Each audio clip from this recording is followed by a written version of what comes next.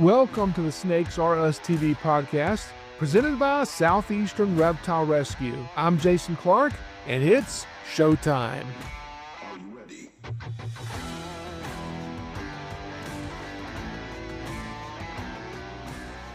Hello, and welcome to the Snakes Are Us TV podcast. I'm happy to be back again for another episode. This is episode number 7. Today, we're talking about identification, snake identification. Okay, as you know, other things too that need to be identified, but mainly snakes. And this is something that can keep a snake person very busy. Is simply identifying snakes. It's a question, man, everybody seems to have. What snake is this? And got some couple funny stories we're going to tell about this. But one thing that snake identification. One way this has really affected me and, Southeastern Reptile Rescue here is I was trying years ago, many, many years ago, when I was trying to get people to know who we were and what all this is about.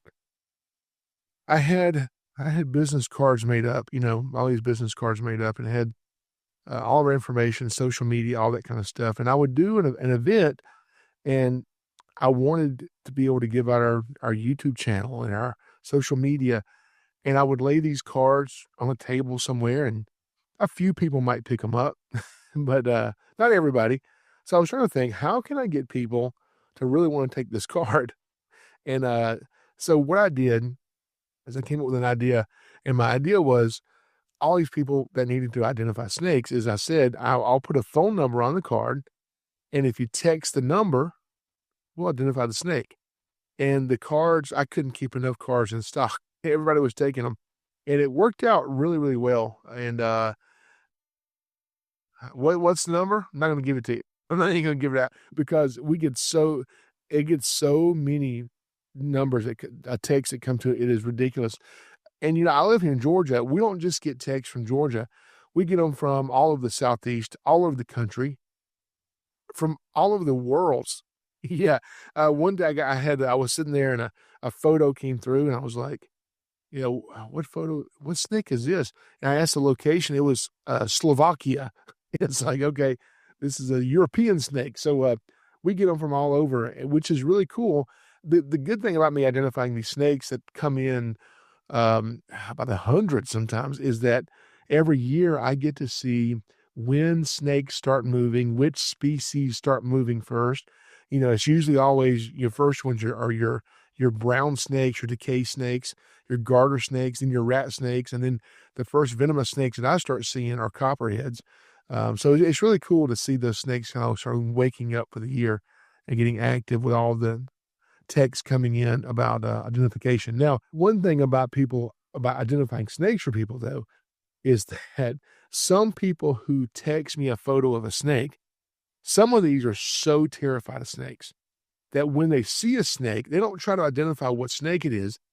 They just choose which venomous snake they think it is, okay? A rattlesnake, a copperhead, a cottonmouth, a coral snake, a cobra, it's going to be one of those. And so when I send them the information back that this is a rat snake or this is a, whatever snake it is, some of them, can't fathom the fact that this is a harmless snake that's not going to hurt them or their kids or their pets. And this person who's asking for my help, who seemingly knows nothing about snakes, then wants to argue with me about my identification. I'm like, first of all, this is a very common species. I would not confuse a rat snake with a rattlesnake, okay? But I think sometimes what it is, if they send the photo, if I answer back just within seconds, they're like, well, he didn't even take time to look at it. Well, how long do I need to take to look at it? I mean, if I showed you a Rottweiler, a dog, and a Dalmatian, how long do you have to look at those two dogs to figure out which is a Dalmatian and which is a Rottweiler? It's instant because you've spent time looking at those snakes. You've seen them plenty of times, even though you may not own one. You've seen tons of photos of them, in movies. So you don't have to figure out, is this a Dalmatian or is this a pit bull? Which one, it's pretty obvious as soon as you see it. It's the same thing with snakes. To a lot of people, a snake is a snake is a snake. But when you spend every day for years and years and years and years and years looking at hundreds of snakes, when you see one, sometimes you may not know what it is, but you know what it's not.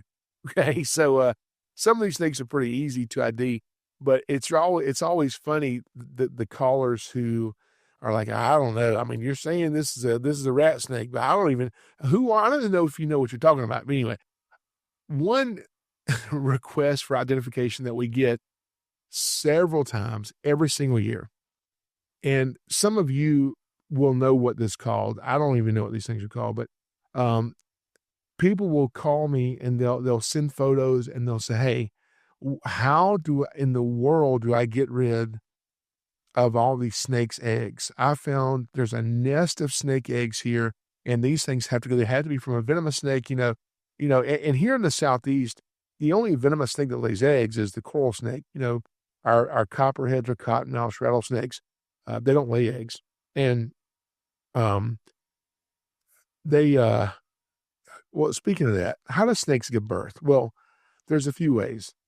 There's viviparous, oviparous, and ovoviviparous. There's three ways snakes give birth. There's live birth, which is like what your garter snakes have, your non-venomous water snakes, your boa constrictors, your anacondas. Your anacondas are a type of boa constrictor. So those have live birth. Your cobras, your pythons, your rat snakes, your king snakes, coral snakes, those lay eggs. But your pit vipers, your copperhead, your cottonmouth, and rattlesnakes, they don't do either one. There's a third way. And on our YouTube channel, go to the video called The Three-Way Snakes Give Birth, and we film it, and you get to watch it happen. Pretty cool. So, on a side note, but we'll get calls about eggs in people's yards, and they'll send me photos, and these snake eggs are just scattered all out in their front yard. They wake up one morning, and there's snake eggs everywhere. Of course, these are not snake eggs, but they think it is because people jump to the worst conclusion. They see a non-venomous snake, they assume it's a venomous snake. They see a mushroom, this fungus that's in their yard this morning, these little white tiny mushrooms everywhere, and they assume, oh, snakes have laid their eggs. If I don't get these gone, they're going to hatch any second. We're going to be overrun with snakes. And so explaining to these people that what they have in their yard are these little tiny white round mushrooms, whatever species that is, are not snake eggs. And so many people will argue with me and try to explain to me these are snake eggs. You obviously are not a real snake person. You don't know what you're talking about. I want to know what kind of snake eggs they are. So we deal with that as well. Another one that we get often as far as identification is people get really happy and really proud of the fact when they finally have an eastern indigo snake, the federally protected indigo, in their yard. And it seems like people are finding these indigos all over the place, and they're way outside the range of where indigos even live. When they send me the photo, I explain, well, this is a black racer. This is not an indigo. And a lot of times they'll call it the blue indigo. Yeah, I got one of those blue snakes. I'm like, you have a blue snake? They're like, yeah, the blue indigo. Yeah, I know some people call that because it has an iridescence to it. But I've owned indigos. I've seen indigos in the wild. I've caught indigos in the wild. I've never seen one that even remotely looked blue. It does have an iridescence to it, but it's a black snake. It's black, okay? And people will see these black racers and they will swear this is an indigo. Well, first of all, you don't even live, these people that are calling me don't even live near where indigos live. And then secondly, when they show me the picture, it's obviously not an indigo, but some people are just convinced of this kind of stuff. Now, speaking of indigo snakes, the eastern indigo is a federally protected species. And here in Georgia, where I live, it's a threatened species. And so we're doing education. It's really cool to have that kind of a snake to show people how, the emperor of the forest, that's what it's called, to show that snake. So many, many years ago, there was a breeder out of state who could legally breed eastern indigo snakes where he lived, because even though they're federally protected, they didn't occur in his state. So he could legally own these with no license and breed them and sell them and all this kind of stuff. Well, he found out about us, and he had an old indigo snake that was a retired breeder, and he wanted to donate it to Southeastern Reptile Rescue. So we contacted the state. We made sure we had the necessary permits, and I was going to be traveling from Georgia, a couple states north of Georgia, to meet up with this guy halfway and pick up this Eastern Indigo. And when I was going to do this, it was kind of like a time crunch, and I really, hadn't had much sleep. And so I pull over and I get one of these little energy drinks. And I don't drink coffee. I don't drink caffeine. I don't avoid caffeine, but I just don't seek out caffeine. I mean, if I drink a soft drink or, a Coke or, whatever, that's fine. And I'll drink sweet tea that has caffeine in it, but I don't seek out caffeine. If I'm really tired, I go to bed. Okay. That's my philosophy. But I was so tired, I didn't want to fall asleep, and I had to drive to get there. So I got one of these, these energy drinks, and never drank one before, this little tiny thing. So I'm driving. I'm like, what? I'm starting to get tired. Let me just drink this, and it'll kind of pep me up, and, and I'll get there and pick up the Indigo. I was going to be meeting a guy at a Waffle House. Okay. So I downed this little energy drink, and I don't feel anything. I'm a big guy. Maybe I should have got 2 or 3 of these things, but I only got one. And so I drank it, and I don't know, 30 minutes go by, an hour goes by. I don't feel anything. So it comes time to pull up at the Waffle House. I pull into the parking lot, and all of a sudden that energy drink hit me like a train, like a freight train. And I felt like I was about to die. My heart was racing. My face went white. I broke out into a cold sweat. I was just jittery and shaken. And I get out and I meet the guy, and I'm talking really fast. I know he thinks I'm on something, but it's probably not caffeine. And I'm like, look, I just drank an energy drink. I have to get some toast. I started craving toast for some reason. And I don't know why. I went into the Waffle House. I'm like, I need some toast. I want 5 orders of toast. And so the waitress like, what? I said, I just drank an energy drink. I don't know. I got too much caffeine. Give me some toast. I was craving toast. And so she brings toast, and I'm sitting across the table from a stranger who's delivering this indigo snake to me. And he's probably thinking, this guy's going to go sell this for drugs or something. What is he? And so I'm just shoving toast. There's crumbs going everywhere. And after I ate 5 or 6 orders of toast and drank some water, I caught my breath, and it subsided. And I was like, sorry about that. So, where's the indigo? So, never before that and never after that have I ever drank one of those kind of energy drinks ever again. So I can't handle a lot of caffeine, a little bit, but not too much. My voice, right now is a little weak. I've been doing some presentations. This week I'm at the Georgia National Fair. It's the largest fair in Georgia. They have over 500,000 people come through this fair, and it's an 11-day event.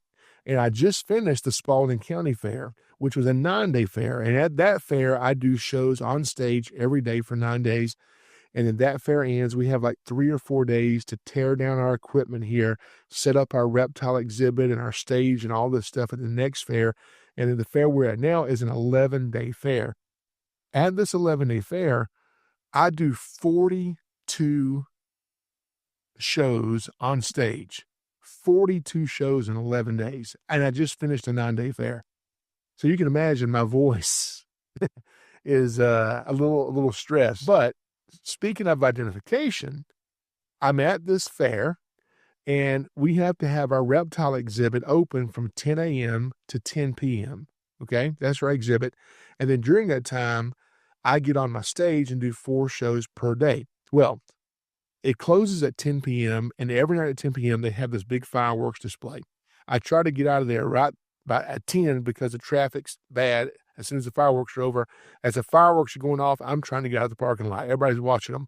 So I get out of the parking lot. I get maybe, 20 minutes or so away from the fair, and I get a phone call saying, hey, we're trying to find the snake guy. I'm like, you got him? He's like, well, we're here at the fair. I said, well, I'm sorry. I'm going. You have to come back tomorrow to see the show. He's like, no. One of your snakes has gotten loose and is here next to your stage. I said, well, that's impossible. Our snakes are very secure. They can't get loose. We just checked on them. They're all there. He said, well, man, I'm looking at it. The people in the little barbecue restaurant next door to your stage at the fair caught it, and they have it in a pizza box, and it's sitting on your stage. I said, well, this is not good. What does it look like? He said, I don't know. I said, what color is it? I don't know. Did you see it? Well, yeah. You saw it and you don't know what color it is? Oh, no, I don't know. This is so crazy. So I said, okay, I'm on the way back. So I go back and I get there. Let me try to I'm going to see if I can put this footage in here. I don't know if it'll work.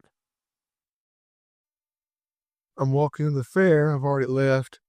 Somebody called and said one of my snakes had escaped. It was in the barbecue restaurant next door to my stage. My snakes are pretty secure, so I know it's not one of my snakes. But I'm curious to see what it is. I said they've caught it, put it in the pizza box, and they set the pizza box on my stage.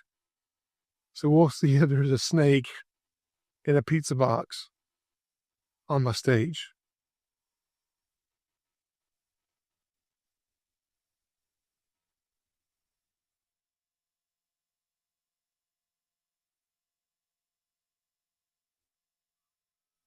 How y'all doing? All right.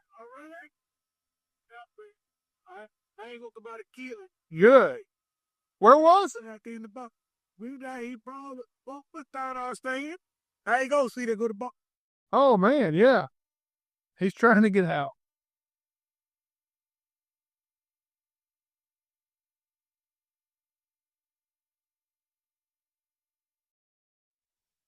Oh yeah, that's not mine. Okay. All right. That's a rat snake. All right, we just didn't want to kill him. Yeah, no, we'll keep him. We'll use him in the show tomorrow. Yeah. Well, yeah, that's why I did have to hit you up and everything. I'm saying this cake fool you. That's funny. Oh, I'm glad you did. Yeah, this is a gray rat snake. Where did y'all? He crawled right down in the stand. We was in there cooking. Where did y'all come from? Was it somewhere south? Where did these rigs come? They out of Ohio. Where did it come from before this fair though? Oh, he was bending in the stomach. Anyway, I get there and there's this big box on my stage. And when I see it, it kind of rocks a little bit. I'm like, whoa. And so I'm like, what is in this box? And I open the box, and in the box, in the very bottom, is a rat snake. Okay. Now, I have brought rat snakes with me to do education. I brought one for my shows, I brought another one for display. And so, this rat snake in this box is not one of my rat snakes. This is not mine. Not only is it not mine, it doesn't exactly look like the rat snakes that we have around here. And so, there's rat snakes from, all over the place, several different states across the U.S., and they can all look different. And so I start looking the snake up, and I'm Googling different types of rat snakes. And then I asked them, I said, well, this big barbecue restaurant thing that y'all popped up here at the fair, this big tent and all this equipment, before you came here to Georgia, where were you? And they said Ohio. And so, sure enough, when you look up rat snakes in Ohio, this is a rat snake. So it's actually a gray rat snake. And we have gray rat snakes in Georgia, but the gray rat snakes we have in Georgia, South Georgia, and North Georgia don't exactly look like this one. So it appears that this snake may have hitched a ride in their equipment from Ohio to Georgia. We cannot release the snake back to the wild here in Georgia, of course. And I ain't driving it back to Ohio because we would have to know exactly kind of where it came from in Ohio. There's no telling where they picked this thing up accidentally. So this snake will remain in captivity and be used in education, the Ohio rat snake, which is pretty cool. Now, one thing that's pretty funny when we get quite often is people will come up to me and tell me snake stories and snakes they've seen, and they'll show me photos of rattlesnakes or different things that they've encountered. And that's always cool to see. But one thing that I get quite often, I wish I could find this video to show you, but one thing I get quite often is people that will come up and they'll tell me a story of a giant snake they've seen. Okay. And often, it's most often a rattlesnake. And they'll say, this rattlesnake he had to be 12 to 15 feet long. Okay. So I get that constantly. Well, genetically, that's impossible. Okay. you can't have a 12-foot rattlesnake. Even if you see a 12-foot rattlesnake, you're not, okay? It's not a 12-foot rattlesnake. They don't exist. They can't exist, all right? Um, but you can't tell you can tell people they're wrong, but you can't convince them they're wrong. They just think, oh, he's just a smarty, like he don't know what he's talking about. I saw a 12-foot rattlesnake. So I've just learned not to try to correct these people. There's no point in doing any of that. And so I had one guy, I was going to do a film project for a TV show, and I was supposed to meet the film crew to do a scout of the location we're going to be filming at this bridge on this desolate dirt road somewhere out in the country. Well, I got there first, and I was sitting on the side of the road next to this bridge, and there's a river that runs under, the bridge there. And a man pulls up and takes his shirt off. He's got a lot of tattoos on him, and he gets a shovel out of the car. And I'm parked kind of the other side of the bridge, kind of down here on the edge of the trees, and he can't really see me. And I'm like, I'm about to watch him bury a body on the side of the road, this desolate road. But he just starts digging. And then I realize he gets out his equipment and he's got fishing poles and he's digging for worms. That's what he's doing. He's digging for worms to get to fish with. So I said, okay. I go over and talk to the guy, and he sees my van, my snake van. He's like, oh, man, you got snakes? I'm like, no, we're here to do some film work. We're scouting a location out to film. And he said, yeah, man, if you go down under the bridge and you go just a little way south down this river, the water moccasins down there are huge. I said, really? I said, that's like one of my favorite snakes, the cottonmouth, the water moccasin. He said, oh, they're huge.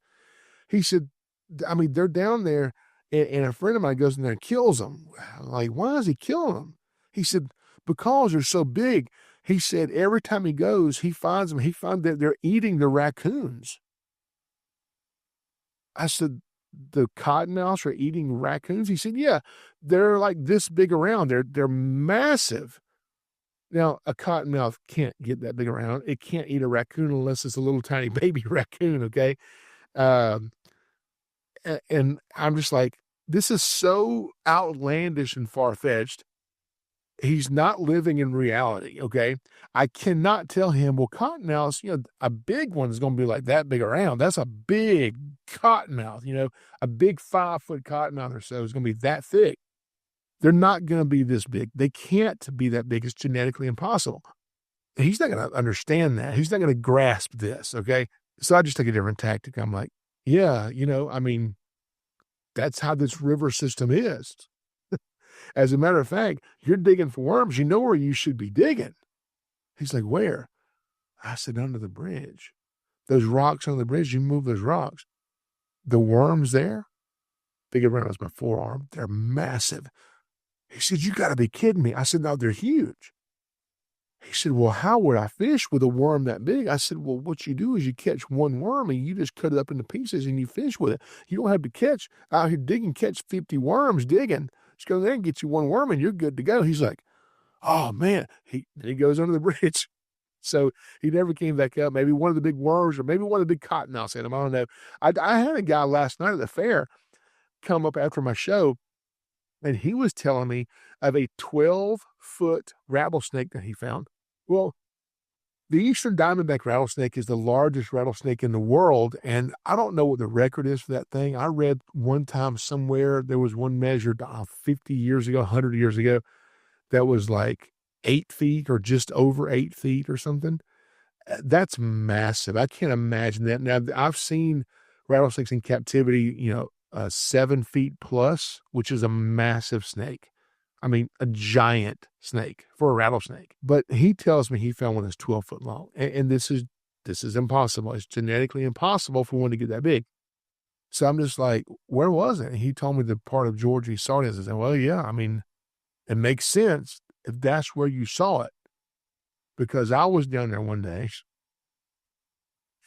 And, they got rabbits down there because eastern diamondbacks, one of their primary food for the adults is cottontail rabbits.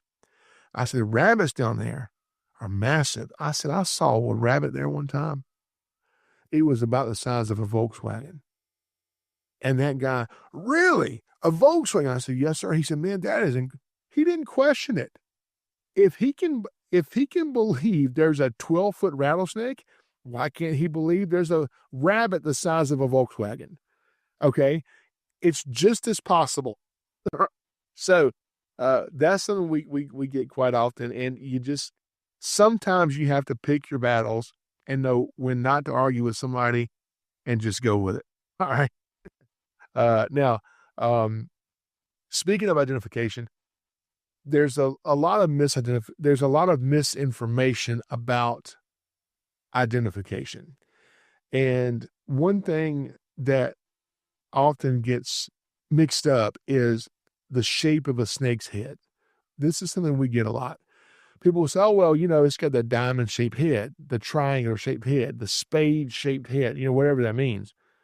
And if you look at the shape of the snake's head, then you can know if it's a venomous snake. Well, first of all, that's not true for all snakes because some snakes don't have that shaped head. Coral snakes don't have it, and, you can go around the world and find snakes that don't. But here in the southeastern U.S., coral snakes is the one venomous snake that doesn't have that diamond or triangle-shaped head. But your venomous ones do, your pit vipers, your copperheads, your cottonmouths, and rattlesnakes.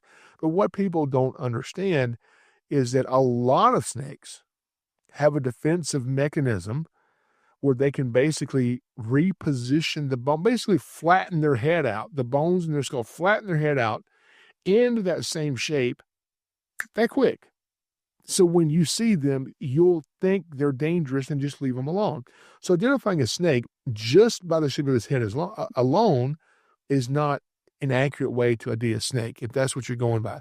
Then other people will say, well, you can look at their pupils. A non-venomous snake has round pupils, and a venomous snake, a pit viper, has a slit cat-like pupils, right? And if you go on the internet and you search up pit viper pupils, you'll see those slit cat-like pupils. But the thing is, most of those photos were taken in bright light with a flash. The person wanted it to be a good picture, so they used good lighting, and they're all going to be with slit pupils. However, if you go into your shade tree in the backyard in the evening, you find that copperhead, cottonmouth, or rattlesnake, often you'll see those pupils have dilated and become perfectly round so they can see better, okay? So we can't always go by the pupils. We can't always go by the head shape. And one thing that's usually more, you hear I say usually, not 100%, usually more reliable is the pattern of a snake. However, when you're identifying snakes, you don't want to go by just one thing. You want to look at a few different things.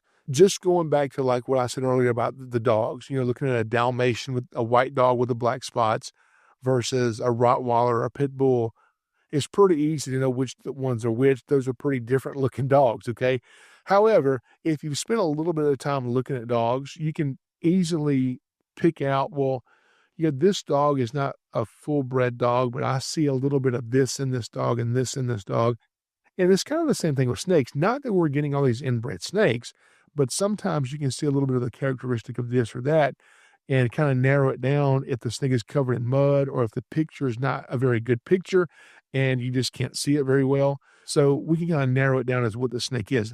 However, one good way, if you're a person who doesn't know how to identify snakes very well, and you want to get better at that or learn how to do that, one thing I've always recommended to people is, first of all, don't just start trying to, like this brochure right here.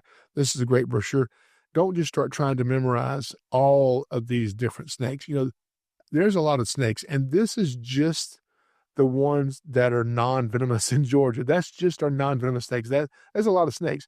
And then you open it up and it's got all of our venomous snakes of Georgia. Now, this can get overwhelming with so many snakes. So what I tell people is learn your venomous ones first.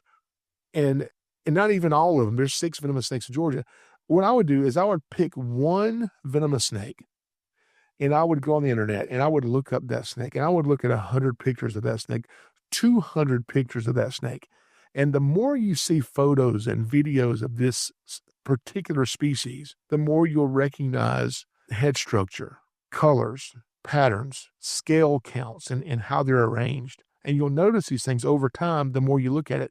Then when you see another snake, you may not know what that other snake is, but you'll know whether or not it's the one you've been studying. And the more you do that with snakes, the better off you're going to be. Right now with the internet and all the resources we have all these Facebook groups that have popped up. And I know here in Georgia, as well as probably states and all over the world, probably have a lot of these. But we have a really good one here in Georgia. It's a identification group. It's a Georgia Snake Identification Education. A really good group, and they have a lot of admins on there that really do a good job of identifying snakes pretty quickly. And Sherry's on there. She runs this group really, really well as a ton of other admins that are on this group on here. James and Jen and Vanessa and Ryan and all of them on there. So they do a really good job with that. But I think what's happened with these ID groups is something that they may not have intended to happen when they started this. And it's a good thing. They started these to help identify snakes. But what's happened is, and you'll see this in the comments on there, is that people will go on there, and because this is now popping up in their feed on Facebook over and over and over, they're seeing everyone else's photos of snakes. And so it's helping these people who don't even really want to learn about snakes and learn to identify snakes and realize, oh, okay, these things are not what I thought they were. So instead of just helping a person identify the snake they have, it's basically giving people exposure therapy. Some people I deal with used to not even take my business card if it had a photo of a snake on the card. So I had to take the photo of a snake off just so it's got our logo on there, but not an actual snake photo, because some people won't even take that. They're that scared of snakes. But I think some of those groups have really helped a lot of people overcome their fear and realize, snakes are not the monsters I've always thought that they were, Now, when it gets into identifying snakes, sometimes it can get a little tricky. For instance, I had the state call me one day and said, hey, can we go to this house and can you go with us? Because there's some snakes that we need you to pick up from this house. And I said, yeah, sure. So I go to the house and we go in the backyard and there's a rabbit pen. And this particular rabbit pen is sitting on the ground. There's no bottom on it, okay? There's sides, there's a top that's made of wire, and it's sitting on the ground, and there's no wire on the ground. I would think if there was a rabbit in here, he could just dig out and be gone, but there's no rabbit in here. Instead, there are rattlesnakes, and these particular rattlesnakes are albino rattlesnakes, somebody's pets. And something happened. The guy got into a domestic dispute with his wife, and he ends up going to jail for that. And so then they bring us out to come. The wife wants us to come get the snakes. And then when we get there, the state asked me to identify the snakes. I said, well, these are albino rattlesnakes. And specifically, these are Western diamondback rattlesnakes. Now, in Georgia, a Western diamondback rattlesnake, you cannot legally own that. If it's an Eastern diamondback rattlesnake, you can. Let me show you something right here. This right here is absolutely amazing. This is this is a sculpture of an Eastern diamondback rattlesnake. One day, this all ties in. One day, something popped up, I don't know, on the internet somewhere, and I saw some sculptures of snakes, and they were beautifully made. And I was like, is that mounted? Do they kill a rattlesnake and make this? And that was not the case. And so I started looking through the sculptor's website of all the things that they had on there. And it was just so detailed. And I realized that it was a sculpture, that they were making these by hand. And they were so detailed, amazingly detailed. And what happens is snakes have certain number of scale rows that go across your back, and certain numbers of head scales in a particular pattern. And so sometimes, even if there's no color pattern on the snake, you can actually count the scales and determine, if you know the scale count, and you can determine species and subspecies and so much about a snake. And when I look at these snakes, the scale count and the way that this was made is perfect. It's the way God made it, okay? And it's anatomically correct. I'm like, who did this?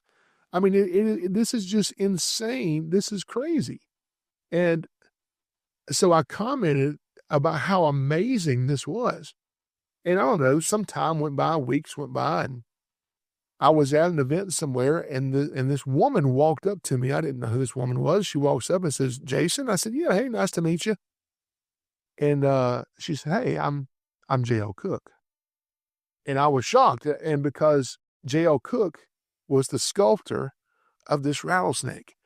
And I'm like, I didn't know if it was a man or woman because it was just initials, J.L. Cook. And this woman is like, "I'm J.L. Cook." And I'm like, "Oh my gosh." And she said, "Yeah, you were talking about my sculpture." And I was just telling her how amazing it was. And I was so surprised when she handed me this as a gift. And I have treasured this.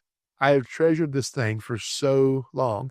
So this is an Eastern Diamondback rattlesnake, and she does, go look her up. She does absolutely amazing work, incredible detail on this stuff.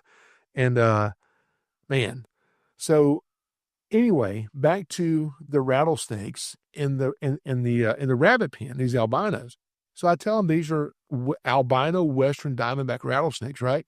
They asked me to seize the snakes, and they took them. They took the snakes.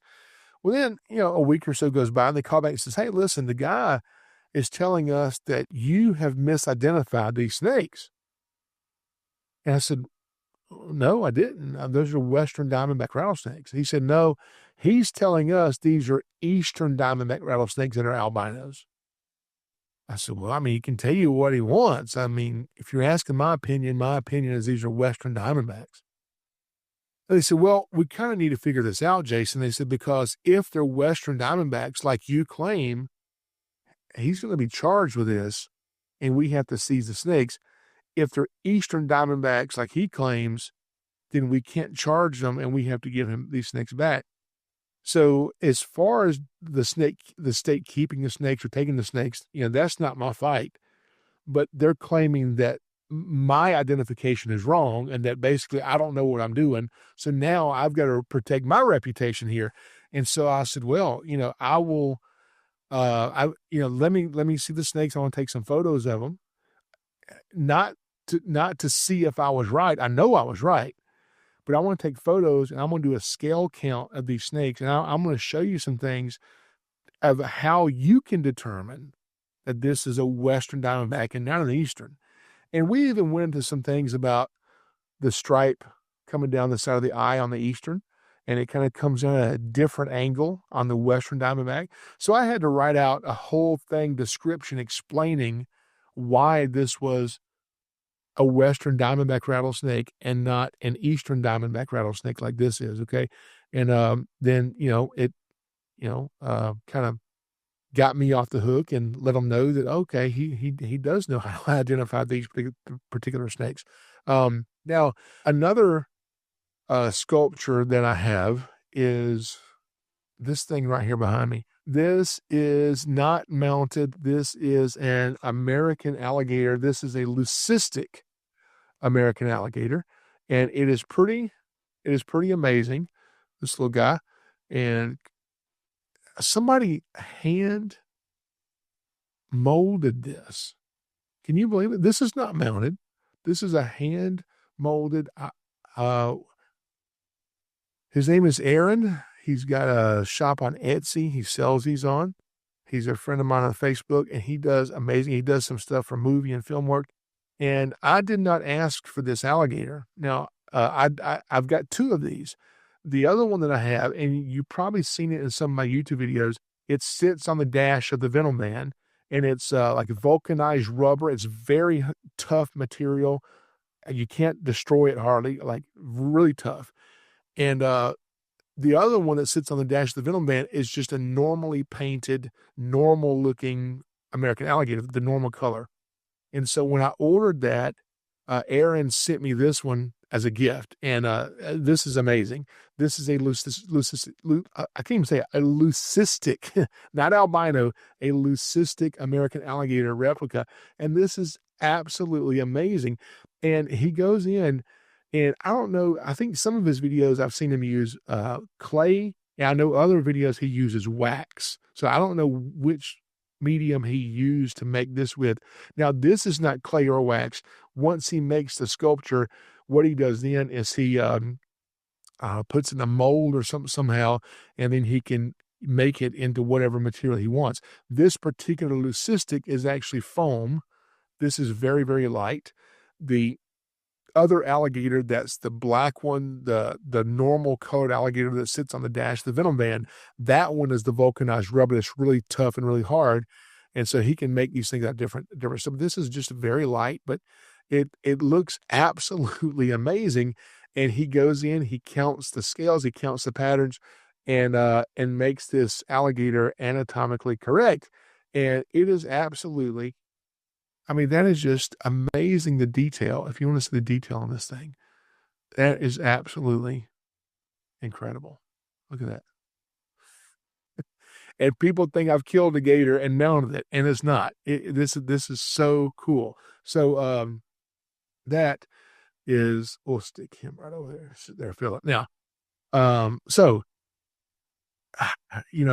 yes, the snakes, alligators, just like we have 5 fingers. Alligators have certain features on them. Snakes have certain features on them, and it can vary by species. Okay.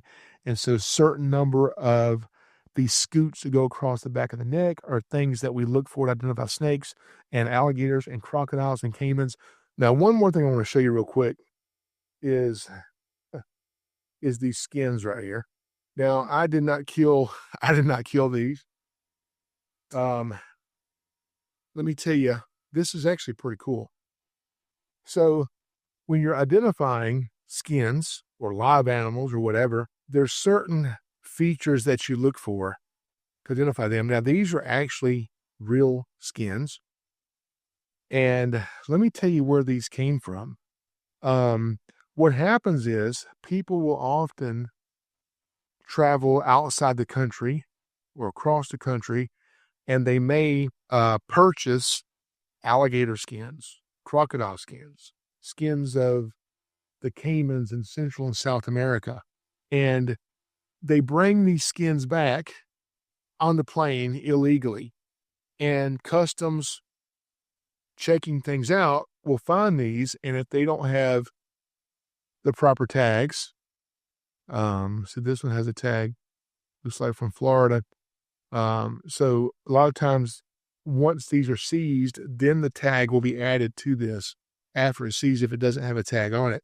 That tag has to remain on there for us to be transporting these things anyway. But what they can do, they can actually count the scoots, these ridges, these scales basically across the back, and see the arrangement of these scales that are on the neck of the crocodilian, and that can help determine exactly what species we're looking at. And there's also some of them that we can look at the scale pattern on the base of the tail, like in between the back legs across the back. That can help us differentiate between different species of crocodilians as well. And so there's so much detail in this stuff. Now, where did I get all these skins? If you are an educator and you're a legit educator, you actually really do education and teach people about reptiles. If you get approved, you can do something called Cargo for Conservation. This is through the U.S. Fish and Wildlife Service. Out in Colorado, there's a huge, giant warehouse of all this kind of stuff, okay? Everything you can imagine, rhino horns, elephant tusks, alligator skins, animal parts that have been seized from people who had them illegally. Either they were poached or just being transported illegally. And those things are stored in this warehouse. And they're just sitting there wasting away until educators who get qualified and are approved qualify for Cargo for Conservation. And then they will send you boxes of this stuff to teach with. Okay. That's where I got this. So this stuff does not belong to me. This is property of U.S. Fish and Wildlife Service, but it is on permanent loan to Southeastern Reptile Rescue. So that's where we get that stuff from. So really cool if that's something you want to look into. As far as going back to seeing these snakes and recognizing them, just like we talked about the Facebook groups, how you can go on there and these snake photos are popping up on your screen all the time. The more you see them, the more you're exposed to them, the more you become familiar with them. And then it becomes a little bit easier over time to see as you're going down the road, a snake on the side of the road that may have just been hit and you're doing 70 miles an hour and you just see it for a second, you can actually, oh yeah, I know what that was. You can identify them because you've seen them so much and you just recognize one little feature real quick and you know which snake that was. That's possible to do, but you have to spend time looking at snakes. One way this works, Coca-Cola. Coca-Cola, if you travel around the world, it does not matter where you go. You go to a third world country somewhere, you know what you will see? A Coca-Cola sign. They are all about brand recognition. They're all about the more you see it, the more you know what it is, the more you recognize it, okay? Even if you've never drank a Coke before in your life, you see that sign, you know what it is. Same thing with snakes. The more you see it, you will know what it is eventually if you keep looking at them. Some people don't want to look at snakes, but if you get on these Facebook groups and you're kind of exposed to that over time, it makes it a lot easier. Now, if you're listening to this podcast and not watching it on YouTube, some of the stuff I'm showing you, you have no idea what I'm talking about. But anyway, I think some of this stuff you kind of have to see, but I'm trying to make it where you can listen to this and not have to watch it. Hopefully I'm doing an okay job of that. Now, let's go into one more thing, and we're going to get ready to close this out here soon, but I have a couple more stories, and a couple of these are kind of funny stories I want to tell you. I'm saving the best stuff for last, okay? Mistaken identity. Mistaken identity. Now, we deal with this a lot. One thing that happened to me years ago was I was sound asleep and my phone rings at 4:00 in the morning and it is 911. They said, Jason, we need you at a gas station right now. There's a situation going down and they've kind of reached the limit of what they can do. And we need you here. So basically, here's what happened. There's a woman, a single woman. She's an older lady and she's living in Michigan. And she wants to go to Florida. Well, if you know anything about Michigan and Florida, you'll know that those two states are connected by Interstate 75, okay? Interstate 75 runs from Michigan straight to Florida. Well, this woman drives all night by herself in her minivan from Michigan to Florida. And around 4 a.m., she's making it into Georgia. She's just south of Atlanta, down close to where I live. And as she's driving at 4 a.m., a snake crawls across her foot inside her minivan. Okay?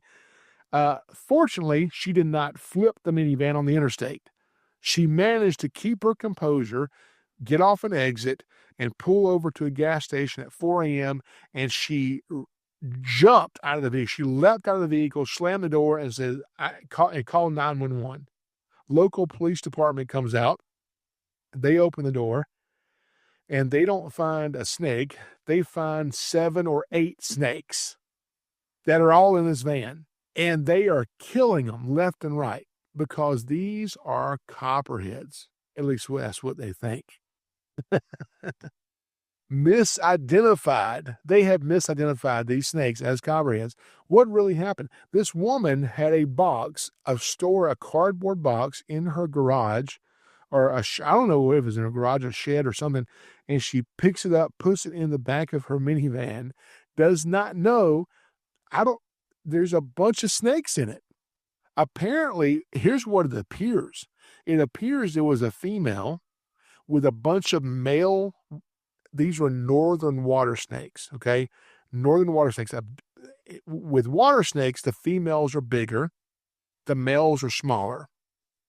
And there's this one big female water snake gets into this box, and as she does that, she's releasing a pheromone. All these male water snakes follow her into the box, and they're in the bottom of all this storage stuff, and this woman picks up a box of her stuff with a bunch of snakes in it and puts it in the back of her van. The stuff nightmares are made up for some people.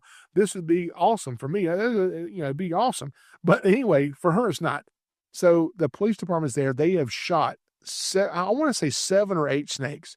By the time I get there, they're dead. I pull up on scene. They've closed the gas station down. There's several police cars there. They have an ambulance on site in case anyone gets bit.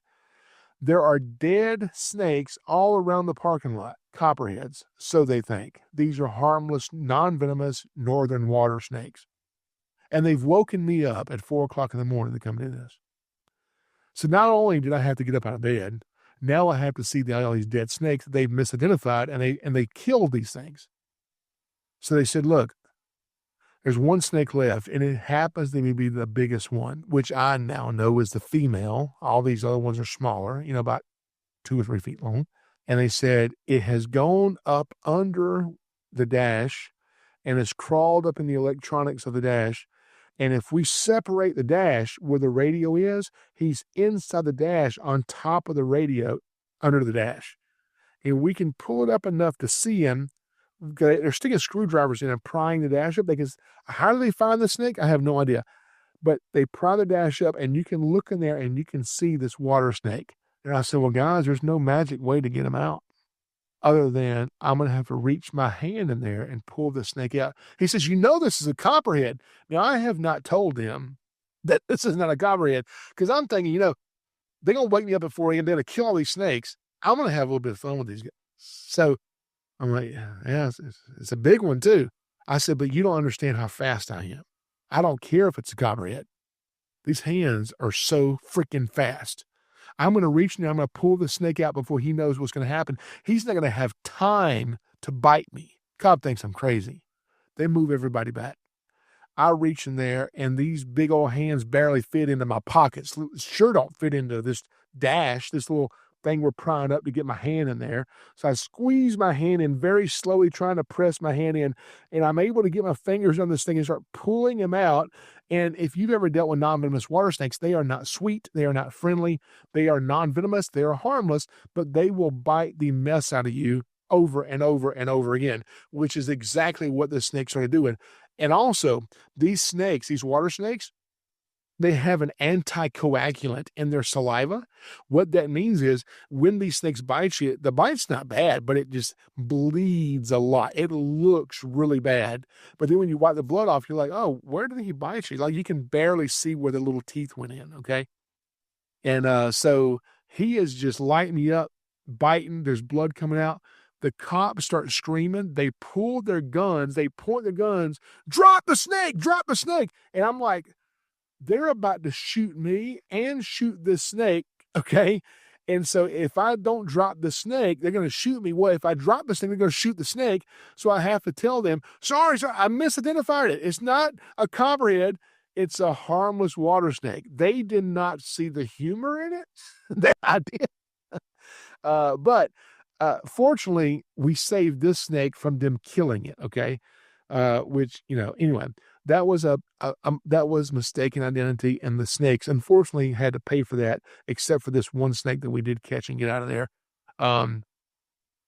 Speaking of law enforcement, mistaken identity, I got a call one night because there was a sheriff's deputy. He was off duty. He was driving in his county, going home, and crossing the road in front of him was a snake. If you pay attention, snakes cross the roads all the time. Most people don't pay attention and just run over them. But he was paying attention because he likes snakes. He knows about snakes, And he looks and he says, oh my gosh, that's a ball python. Somebody's pet ball python has escaped and has crossed the road. How does he know it's a ball python? Because he has a ball python, okay? He has his own pet ball python at home. So he gets out to rescue the snake out of the road, and he realizes something really bad. It's already been run over. It's dead. And he hates that because ball pythons are such nice snakes. They're so friendly. And so he nudges the snake with the end of his flip-flop that he's wearing to make sure it's already dead. And it was not dead. It was injured and scared. And so it bit him and latched onto his big toe and would not let go, which kind of scared him, He thought it was dead. So he goes to kick the ball python off of his big toe with his other foot, and it let go and then bit the pinky toe on his left foot. And it hurt. And now he realizes maybe this is not a ball python. It was not. It was a copperhead. Okay. And so I went to the hospital, and I actually took a photo of him, and he's got his big toe on one foot has a snake bite. His pinky toe on the other foot has a snake bite, all because he misidentified a copperhead as a ball python. which is pretty common. Someone else called me and said, "Hey, Jason, I don't know what to do, but my neighbors have snakes, and two of their snakes have escaped, and um, I can't. I don't want to take the snakes into my apartment. I don't have where to put them." He said, "Now, I like snakes." He said, "I don't want to see them hurt." He said, "But my neighbor's not home, and I live in a duplex. They live right next door, and I don't know their phone number. They're at work. I don't want their snakes something to happen to them. I'm about to leave to go to work. Can you come get these ball pythons?" And I said, "Yeah." He said, "There's two of them, and they're laying on my sidewalk. They're both laying here." I said, "Well, how do you know they're ball pythons?" He said, "Well, they have them out here all the time. They'll lay them out here, and we'll come out and take pictures of them, and they always have them out here. I guess they've escaped and come back out here on the sidewalk again." He said, "I'll pick them up and just hold them till you get here." I said, "No, don't pick them up and hold them. Why don't you just sit on the porch and watch them, let them just enjoy the sidewalk till I get there?" He said, "Okay, that's a good idea." I get there. It was two copperheads. It was not ball pythons. The neighbors' ball pythons had never escaped. They're in their enclosures. And there's just two random ball python. There's two random copperheads on his sidewalk. I don't know if they were getting ready to breed or as a breeding pair or whatever it was. They're just laying out here. And he mistook these for ball pythons and was going to pick them up and hold them till I got there. Okay. But he knows the snakes, apparently. So, um, another call that we got one time, there was some snakes in a house that someone asked me to identify, and they called and said, "Hey, can you identify the snake?" And it's several snakes. They send me some photos. I'm telling them, "Yeah, this is this, this is this." And one of the snakes said, "Yeah, this one's really pretty. This is they're telling me this is a crebo. A crebo, we talked about Eastern indigos a while ago. A crebo is a Drymarchina. It's related to Eastern indigos. It's from like Mexico, Central America. It's a big, 5 or 6 foot snake. There's the Texas indigo, and there's the crebos in Central America, Mexico, South America, wherever they live. And they kind of have this marking on the side of their face that kind of sometimes looks like a teardrop or something, a marking near the eye. And someone sent me a photo of what they thought was a crebo, which is a harmless, non-venomous snake. And I'm like, whoa, that's not a crebo. Do not open that cage and take that crebo out, even though it's beautiful and you want to hold it. That is not a crebo. That is a forest cobra. It also has a marking there, but it's not like the crebo. That one will kill you, okay? Do not touch that. That isn't a crebo. So sometimes we get that. Now, there was another call that we got, and so I've got two more. These are my last two, and these are the last one's pretty funny. This one was a call that came in. No, I'm sorry. This was an email.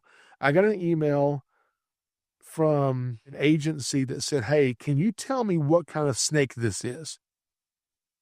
And it was a little small snake, and it was coiled up in a coil, and I immediately knew what it was. And so I emailed them back, and I said, "That is a Urucoan rattlesnake." Urucoan rattlesnakes are not native to the United States, okay? It's a beautiful rattlesnake, a Urucoan rattlesnake. I said, "That thing is beautiful." And they said, "Okay, thank you. That's what we're trying to figure out, what snake this is. Thank you for your help." And I said, "No problem." And I said, "So, I see it's from Tallahassee, Florida." I just emailed that back.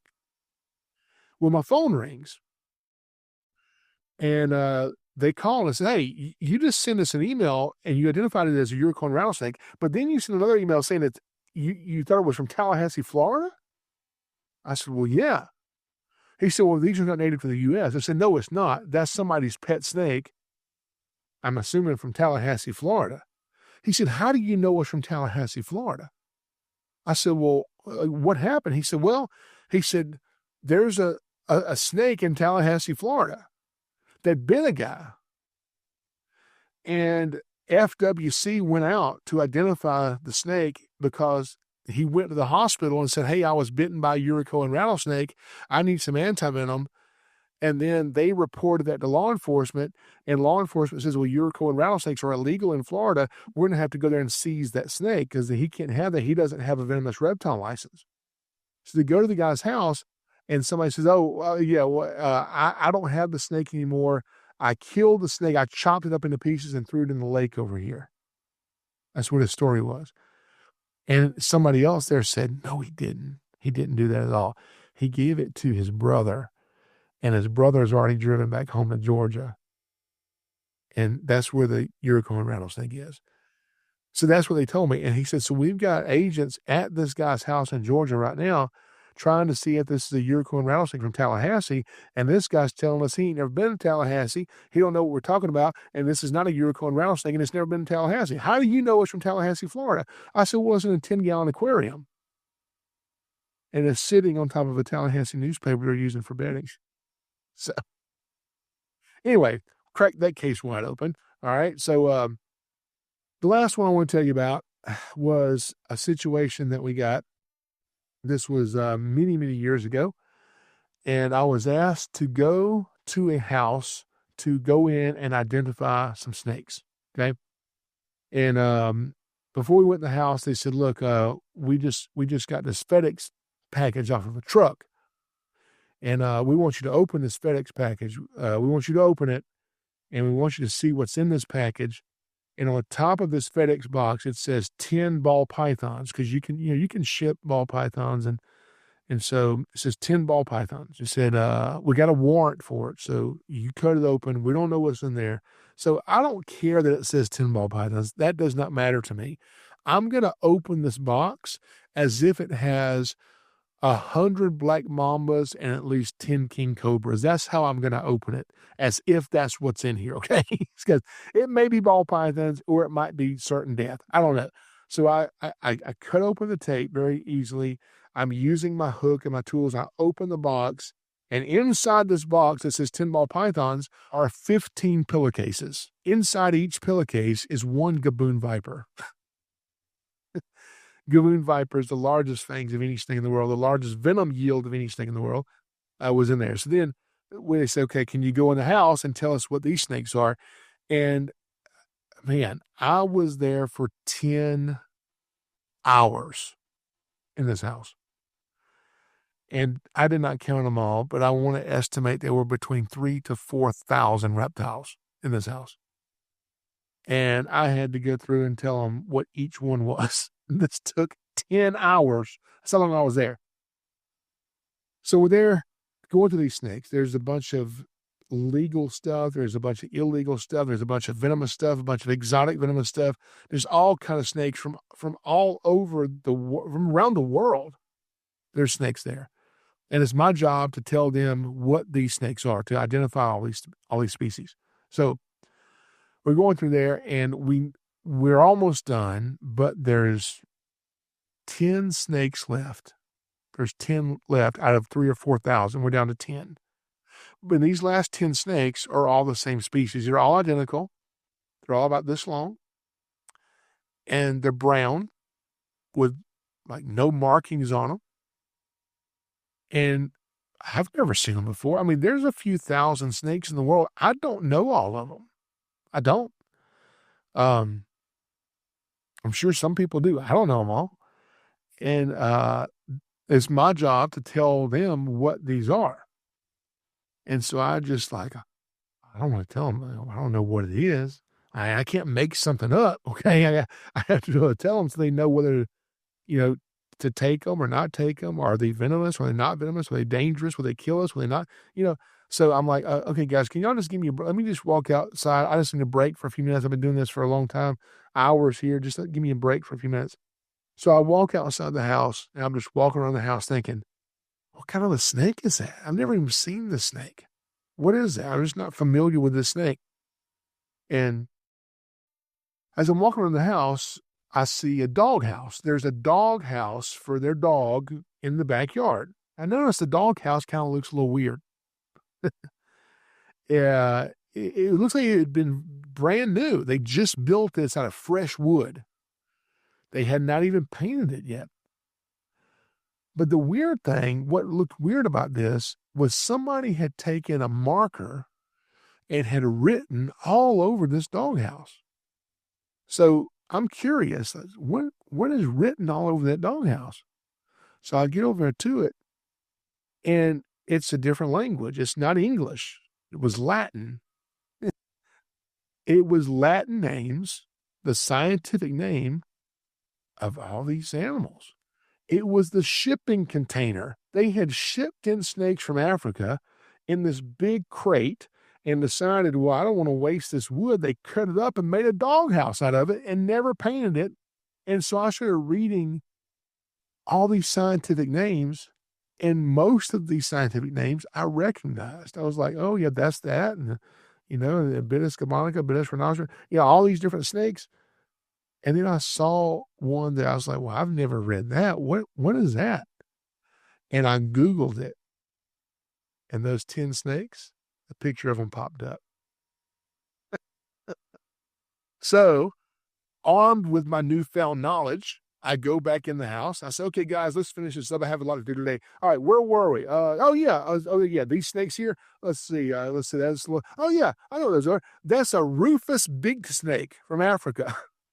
They're like, wow, we've never heard of that. I said, oh, yeah, it's just a rufous big snake. Like, well, is it venomous? I said, well, it is venomous, but it's not dangerous to people. It has a very mild venom that's not dangerous to us. Even though you can go look up on the internet and you can see people who've been bitten by these.